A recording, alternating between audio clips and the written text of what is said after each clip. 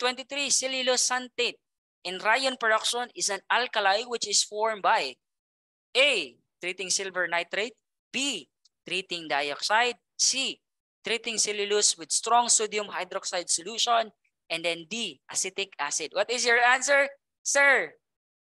Ang answer nila is letter C, 101% sure. Wow, napaka-sure ni Minmin, no? C, mahaba eh. Yes, correct. Romar, no? Lazarte. Alasarte. And then meron nag-answer ng letter D, class. Ayan, si Mika Joy Rotequio.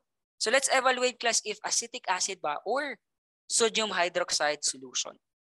Again, class, I am very sure with this one, class, because we've done this one no, during sa aming laboratory activity sa aming wood chemistry, no, sa 4th year na subject ng ating curriculum sa forestry. So, na-experiment na namin to, class, yung in-extract namin yung cellulose, no, from the wood na component. So, we've used sodium hydroxide in that experiment. So, what process, class, no? Ayan, step by step natin yung proseso para malaman nyo, class. C na lang, oy, daghan man nag-CDI. Ayan, C na lang daw kasi maraming nag-answer ng letter C. Yan, kapag mahaba, yun agad yung answer. Mark Wilson. Ayan. Okay, class. Ito yung proseso, class, ha, ng ating pag-produce ng mga viscous na mga material. Viscous material, again, class, are those small threads na nakukuha natin from cellulose. Okay, now, in converting cellulose, class, to viscous, merong simplified process dyan, class. No? So, I have simplified it for you, class, para mas easier niyong ma-digest yung prosesong ito. Kasi if we examine the nooks and crannies of this steps, class, or this process, medyo mahaba at saka mahihirapan tayong i-explain yan. Kasi wala tayong visuals, no? Other visuals para ma-support yung ating explanation. So in this case, I have made it simpler with you, class. Yan. Ito, from cellulose, class, okay? Yan yung ating raw na chemical wood component, ha? Na dyan nanggagaling yung ating viscous material. Okay? So, if yung cellulose na yan, class, if itrinit mo with, ito, class, sodium hydroxide solution, nagiging alkali cellulose yung ating cellulose. Now, again, yung ating cellulose, kapag nilagyan or trinit mo ng sodium hydroxide solution, nagiging alkali cellulose. Kaya nakuha.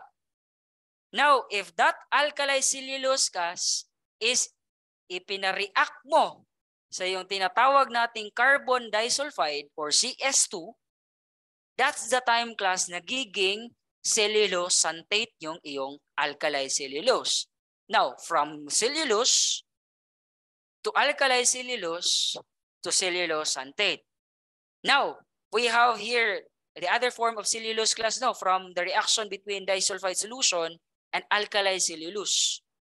So, yung cellulose xanthate na na-produce between the reaction of CS2 and alkali cellulose, class, if dinosolve mo yan using sodium hydroxide again, nagiging viscous solution yan. That's the time, class, na pwede mo nang i-span yung iyong viscous cellulose or yung ating maliliit na thread. Tinatawag natin na rayon. Okay, nakuha? From cellulose, trinit mo ng sodium hydroxide, and then it resulted to alkali cellulose. Now, yung alkali cellulose, kapag inireact mo, class, sa CS2 or carbon disulfide, nagiging cellulose xanthate. Now, yung cellulose xanthate mo, kapag i-dissolve mo again sa sodium hydroxide solution, nagiging viscous solution, class, or the final product. Okay? Or final material na gusto mong i-extract na pwede mong i-span para magiging rayon. Approve. Nakuha. Na-digest ba properly, class, yung ating proseso ng pag-convert ng ating cellulose to viscous solution? Yan, kapag mga technique. Hindi yan technique, class. Merong mga choices na mahaba pero mali. So you have to always analyze, class, ha? Okay? Nakuha, class, itong proseso na to?